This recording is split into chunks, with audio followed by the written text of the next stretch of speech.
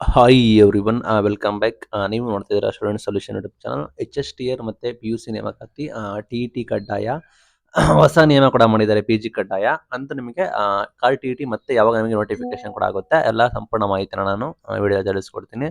ಚಾನಲ್ಗೆ ಸಬ್ಸ್ಕ್ರೈಬ್ ಆಗಿ ವಿಡಿಯೋ ಇಷ್ಟ ಆದರೆ ಲೈಕ್ ಮಾಡಿ.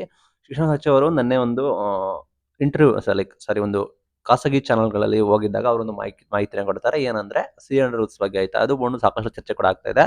ಸಚಿವರು ಏನು ಸ್ಪಷ್ಟನೆ ಕೊಟ್ಟಿದ್ದಾರೆ ಅಂದ್ರೆ ಸಿ ಅಂಡ್ ರೂಲ್ಸ್ ನಾವು ಮಾಡಬೇಕು ಅಂತ ಹೇಳಿ ಸ್ಪಷ್ಟನೆ ಕೊಟ್ಟಿದ್ದಾರೆ. ಸಿ ಅಂಡ್ ರೂಲ್ ಬಂದ್ಬಿಟ್ಟು ನಿಮಗೆ ಗೊತ್ತಿರೋ ಹಾಗೆ ಈ ಹಿಂದೆ ಮಾಹಿತಿ ಬಂದಿರೋದು ಅದು ಹಳೆಯದು ಆಯ್ತಾ, ಹಳೆಯದು 21 ಮೇ ಬಿ ಅನ್ಸುತ್ತೆ, 21-22 ಅದರಲ್ಲಿ ನಿಮಗೆ ಕ್ಲಿಯರ್ ಆಗಿ ಮೆನ್ಷನ್ ಕೂಡ ಮಾಡಿದ್ದಾರೆ. ಅಂದ್ರೆ ಎಚ್ ಎಸ್ ಟಿ ಆರ್ ನೇಮಕಾತಿ ಮತ್ತೆ ಪಿ ಯು ಸಿ ಎರಡು ಕೂಡ ಕಂಬೈನ್ ಆಗಿ ಮಾಡ್ತೀವಿ, ಟಿ ಇ ಟಿ ಮ್ಯಾಂಡೇಟರಿ ಮತ್ತೆ ಪಿ ಜಿ ಕೂಡ ಮಾಡ್ತೀವಿ, ಮತ್ತೆ ಲಾಸ್ಟ್ ಅಕಾಡೆಮಿಕ್ ಇಯರ್ ನಿಮಗೆ ಸಬ್ಜೆಕ್ಟ್ ವೈಸ್ ಶೇಕಡ ಎಷ್ಟು ಅಂಕಗಳು ತೆಗಿಬೇಕು, ಲೈಕ್ 50% ಇದ್ರೆ 50% ಆ ರೀತಿ ನಾವು ಮಾಡ್ತೀವಿ, ನೇಮಕಾತಿ ಮಾಡ್ತೀವಿ ಅಂತ ಹೇಳಿ ಈ ಹಿಂದೆ ಕೂಡ ಇತ್ತು.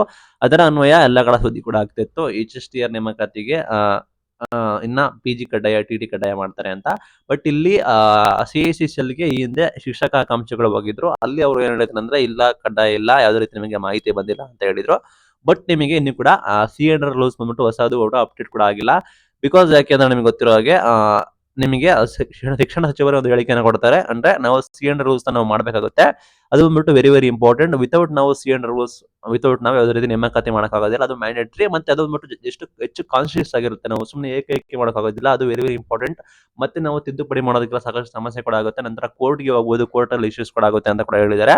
ಬಂದ್ಬಿಟ್ಟು ಅಫಿಷಿಯಲ್ ಗೌರ್ಮೆಂಟ್ ಆಯ್ತಾ, ಸಿ ಅಂಡರ್ ರೂಲ್ಸ್ ಅಂದ್ರೆ ಏನಂದ್ರೆ ಅಫಿಷಿಯಲ್ ಗೌರ್ಮೆಂಟ್ ರೂಲ್ಸ್. ಅದು ಬಂದ್ಬಿಟ್ಟು ನಿಮ್ಮ ಟೀಚರ್ಸ್ ನ ಹೇಗೆ ರಿಕ್ರೂಟ್ಮೆಂಟ್ ಮಾಡಬೇಕು ಅಂತ ಕೂಡ ಮಾಡ್ತಾ ಆಯ್ತಾ. ಅಲ್ಲಿ ನಿಮ್ಮ ಎಲಿಜಿಬಿಲಿಟಿ, ನಿಮ್ಮ ರಿಕ್ರೂಟ್ಮೆಂಟ್ ಪ್ರೊಸೆಸ್ ಆಗಿರ್ಬೋದು, ನಿಮ್ಮ ಏಜ್ ಲಿಮಿಟ್ ಇಂದ ಹಿಡಿದು ಪೇ ಸ್ಕೇಲ್ ಇಂದ ಹಿಡಿದು ಎಲ್ಲ ಕೂಡ ಆಗಿರುತ್ತೆ. ಇದು ಎಲ್ಲ P U C, music art teachers, physical education teachers, H S T R, G P S T R ಎಲ್ಲದಕ್ಕೂ ಕೂಡ ನಿಮಗೆ ಸಿ ಅಂಡರ್ ರೂಲ್ಸ್ ಅಪ್ಲಿಕಬಲ್ ಆಗುತ್ತೆ. ನಿಮಗೆ without C and R rules, without ನಿಮಗೆ ಸಿ ಅಂಡ್ ಆರ್ ರೂಲ್ಸ್ ಇಲ್ದೇ ನಿಮಗೆ ಅದೇ ರೀತಿ ರಿಕ್ರೂಟ್ಮೆಂಟ್ ಕೂಡ ಆಗೋದಿಲ್ಲ, ಅದು ಕೂಡ ಇಂಪಾಸಿಬಲ್ ಇರಕ್ಕೆ ಇಷ್ಟಪಡ್ತೀನಿ. ನಿಮಗೆ ಬಂದ್ಬಿಟ್ಟು ಸಿ ಅಂಡರ್ ರೂಲ್ಸ್ ಇನ್ನು ಕೂಡ ಹೊಸದಾಗಿ ಅಪ್ಡೇಟ್ ಕೂಡ ಮಾಡಬೇಕಾಗುತ್ತೆ. ಅವರು ಈ ಹಿಂದೆ ಇರೋ ಸಿ ಅಂಡರ್ ರೂಲ್ಸ್ ಪ್ರಕಾರ ನಿಮಗೆ ಗೊತ್ತಿರೋ ಹಾಗೆ ಆಲ್ರೆಡಿ ಹೇಳ್ಬಿಟ್ಟಿದ್ದಾರೆ, ಈ ರೀತಿ ಪಿ ಜಿ ಟಿ ಟಿ ಕಡ್ಡಾಯ ಆ ರೀತಿ ಹೇಳ್ಬಿಟ್ಟಿದ್ದಾರೆ. ಆ ನಿಟ್ಟಿನಲ್ಲಿ ನಿಮಗೆ ಹೊಸದಾಗಿ ಅಪ್ಡೇಟ್ ಮಾಡಲೇಬೇಕಾಗುತ್ತೆ. ಅಪ್ಡೇಟ್ ಮಾಡಿದ್ರೆ ನಿಮಗೆ ನೇಮಕಾತಿ ಮಾಡೋಕ್ಕಾಗೋದಿಲ್ಲ. ಅಂಡ್ ಮೇನ್ ಥಿಂಗ್ ಏನಂದ್ರೆ ನಿಮಗೆ ಇನ್ನೂ ಕೂಡ ಅಪ್ಡೇಟ್ ಮಾಡಿಲ್ಲ ಅಂದ್ರೆ ರಿಕ್ವೈರ್ಮೆಂಟ್ ಕೂಡ ಡಿಲೇ ಆಗ್ಬೋದು, ಲೈಕ್ ಇನ್ನು ಕೂಡ ರಿಕ್ವೈರ್ಮೆಂಟ್ ಆಗೋದು, ನೇಮಕಾತಿ ಆಗೋದು ಡಿಲೇ ಕೂಡ ಆಗ್ಬೋದು ಅಂತ ಇಷ್ಟಪಡ್ತೀನಿ. ನಿಮಗೆ ಓನ್ಲಿ ಸಿ ಅಂಡರ್ ನೋಟಿಫಿಕೇಶನ್ ಪ್ರಕಾರ ನಿಮಗೆ ಎನಿ ಕ್ವಾಲಿಫಿಕೇಶನ್, ಎನಿ ರೂಲ್ಸ್ ಏನಾದರೂ ಹೊಸ ಬದಲಾವಣೆ ಅಂದ್ರೆ ಅದರಿಂದ ಮಾತ್ರ ಬರಬೇಕಾಗುತ್ತೆ. ಅಂಡ್ ನಿಮಗೆ ಕೋರ್ಟ್ ಕೇಸಸ್ ಇಶ್ಯೂಸ್ ಕೂಡ ಇದ್ರೆ ನಿಮಗೆ ಇನ್ನು ಕೂಡ ಲೇಟ್ ಕೂಡ ಆಗುತ್ತೆ. ಈ ಹಿಂದೆ ಕೋರ್ಟ್ಗೆ ಹೋಗಿದ್ರು, ಅವರು ಕೂಡ ಆದೇಶ ಕೂಡ ಮಾಡಿದ್ರು, ಈ ರೀತಿ ಇದೆ. ಈ ನಿಟ್ಟಿನಲ್ಲಿ ನಿಮಗೆ ಲೇಟ್ ಆಗ್ತಾ ಇದೆ. ಲೈಕ್ ಬಂದ್ಬಿಟ್ಟು ಈಗ ಹೇಳ್ತಿದ್ದಾರೆ ಪಿ ಜಿ ಮತ್ತೆ ಬಿ ಡಿ ಮತ್ತೆ ಟಿ ಇ ಟಿ ಮ್ಯಾಂಡೇಟರಿ ಅಂತ ಕೂಡ ಎಲ್ಲ ಕಡೆ ಸುದ್ದಿ ಕೂಡ ಆಗ್ತಿದೆ. ಬಟ್ ಬಂದ್ಬಿಟ್ಟು C and R rules important. C and R rules ಅಲ್ಲಿ ಕೂಡ ಮೆನ್ಷನ್ ಕೂಡ ಮಾಡಿದ್ರೆ ಲೇಟೆಸ್ಟ್ ಆಗಿ ಬಂದ್ರೆ ಅದನ್ನ ಕಡ್ಡಾಯವಾಗಿ ಮಾಡ್ತಾರೆ. ಅಲ್ಲಿವರೆಗೂ ನೀವು ವೇಟ್ ಕೂಡ ಮಾಡಿ.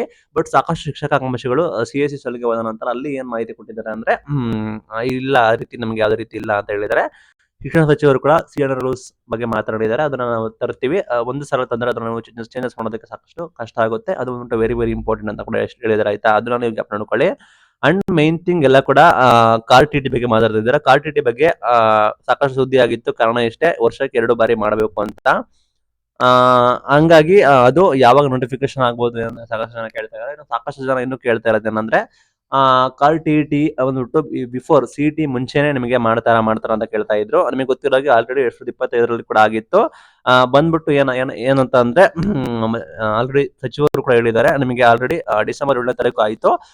ಟಿ ಟಿ ಮಾಡಿರೋ ಉದ್ದೇಶನೇ ಈ ನೇಮಕಾತಿ, ಲೈಕ್ ಈ ಮುಂಬರುವ ನೇಮಕಾತಿ ಮಾಡ್ತಾ ಇದೀವಿ, ನೆಕ್ಸ್ಟ್ ನೇಮಕಾತಿ ಆಗುತ್ತೆ, ಆ ನಿಟ್ಟಿನಲ್ಲಿ ನಾವು ಟಿ ಟಿ ಮಾಡಿದೀವಿ ಅಂತ ಹೇಳಿ ಹೇಳಿದರೆ.